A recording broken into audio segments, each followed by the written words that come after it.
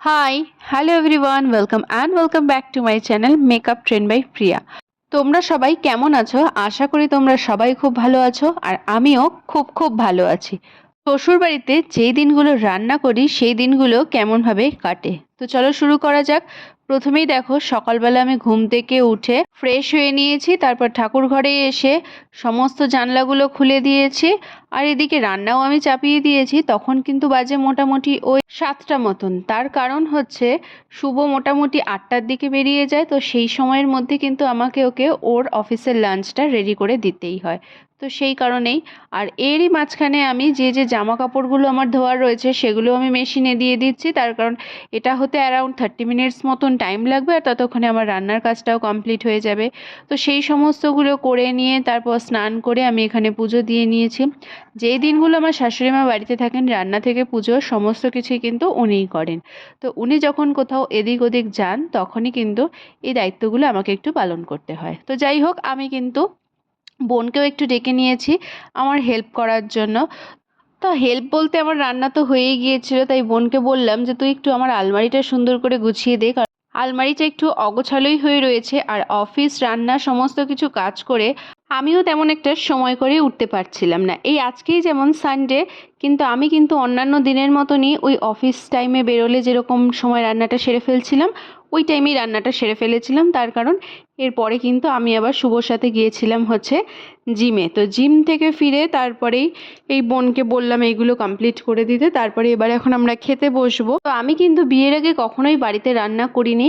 ওই শখের বশে হয়তো একদিন দুদিন চিকেন, আর নয়তো বিকেলে হয়তো একটু কোনো জলখাবার বা স্ন্যাক্সের কোনো আইটেম, এই জাতীয় রান্নাই আমি করেছি। এর বাইরে কিন্তু ওই এখন যেরকম রান্না করছি, মানে ভাত ডাল তরকারি, এগুলো কিন্তু আমি এর আগে কখনোই করিনি। তো এখন আমি যে ধরনের রান্নাগুলো করে থাকি সেই সবটাই কিন্তু হয় মা আমাকে বলে দেয়, নয় ইউটিউব দেখে, আর না হলে যদি শাশুড়ি মা থাকেন তো ওনার থেকে আমি জেনে নিই।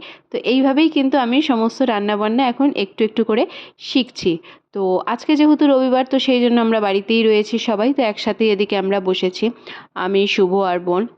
তো এদিকে দেখো, মাটন ঝোলটা কিন্তু বেশ ভালো হয়েছিল। আর বাঙালির দুপুরবেলা খেয়ে দিয়ে একটা লম্বা ভাত ঘুম না দিলে কি হয়? তো সেই রকমই আমরা সবাই একটু ঘুমিয়ে নিয়েছিলাম দুপুরবেলা। তো এখন ঘুম থেকে উঠে গিয়েছি, বিকেল হয়ে গিয়েছে, তার কারণ বাইরে যে জামা কাপড়গুলো রয়েছে সেইগুলো তো এখন তুলে আনতে হবে, কারণ এরপরে আমরা আবার একটু বেরোবো। তো এদিকেই দেখো, জামা কাপড় তুলতে এসেছি আর বোনকে দেখাচ্ছিলাম। ও তো জানি যে আমাদের বাড়ির সামনে যে রাধাকৃষ্ণের মন্দিরটা রয়েছে সেটা দেখা যাচ্ছিল ছাদ থেকে, যে আমরা ঘুম থেকে উঠেই কিন্তু মন্দির দর্শন করতে পারি। এটা কিন্তু খুব সুন্দর একটা ভাগ্যের ব্যাপার। তো যাই হোক, এদিকে জামা কাপড় তুলে নিচ্ছে, আর এদিকে বাবা আম তেল করে দিয়েছিল। এখন তো রোদ্দুরটা বেশ ভালোই উঠছে, একদম পুজো পুজো মতন, তো তাই জন্য আম তেলটাকেও কিন্তু রোদ্দুরে দিয়ে রেখেছিলাম। আর এই যে শুভ যে গাছগুলো এনেছিল দেখো, বেলি ফুল, তারপরে জেট প্ল্যান্টটা তো ওর আগেই ছিল, এছাড়া হচ্ছে জবা গাছ, সব গাছগুলোও কিন্তু ও ওই ছুটির দিনে একটু পরিচর্যা করে। আর রোদ্দুরটা এখনও দেখো, বিকেল কিন্তু প্রায় 5টা সাড়ে 5টা মতন বাজে, কিন্তু রোদ্দুর কিন্তু এখনও হালকা হালকা রয়েছে। তো যাই হোক, তারপরে ঘরে এসে আমরা তৈরি হয়ে নিয়েছি, এদিকে আমিও রেডি হয়ে গিয়েছি, বোনও রেডি হয়ে গিয়েছে। আমরা যাব বোনকে দিতে। তার আগে শুভ বলল আমরা এখানেই একটা সুন্দর ক্যাফে আছে ওই কল্যাণী রোডের দিকে, তো সেটাতেই আমরা যাব। তো আমরা তিনজন মিলে বাইকে করে চেপে বসে পড়েছি। তো আমাদের বাড়ি থেকে কিন্তু এটা 10 মিনিট মতন কাছেই, তাই জন্য তোমরা কিন্তু কেউ কখনো হেলমেট ছাড়া বেরিও না আমাদেরকে দেখা দেখি। তো যাই হোক, আমরা চলে এসেছি এটাতে, কোরাল ক্যাফে। এটা খুব সুন্দর ছিল ক্যাফেটা, বেশ অ্যাম্বিয়েন্সটা ভালোই লাগছিল। আমাদের ফার্স্ট টাইম এলাম। আমাদের এখানে আশেপাশে যারা রয়েছে মোটামুটি বন্ধুবান্ধব, তারা সবাই কিন্তু এসে একবার করে ঘুরে গিয়েছে, তাই সবার থেকে শুনেই আমাদেরও একটু ইচ্ছা হয়েছিল। আমরা অনেক দিন ধরে প্ল্যান করছিলাম আসবো আসবো করে, কিন্তু আর আশাই হচ্ছিল না। তো ফাইনালি বোন আসাতেই শুভ বলল তাহলে আমরা একবারে গিয়ে ঘুরে আসবো। তো ওখানে গিয়ে নিয়েছিলাম আমরা 1 কাপ করে চা।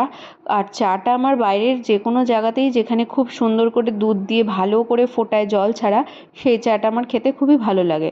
তো চা খেলাম, তারপরে ওখানে আমরা নিয়েছিলাম চিকেন পকোড়া অথবা চিকেন ললিপপ। আর তারপর মা আমাদের কিনে দিয়েছিল এই মাধবীলতা গাছটা আর অ্যাকোরিয়ামের জন্য মাছ।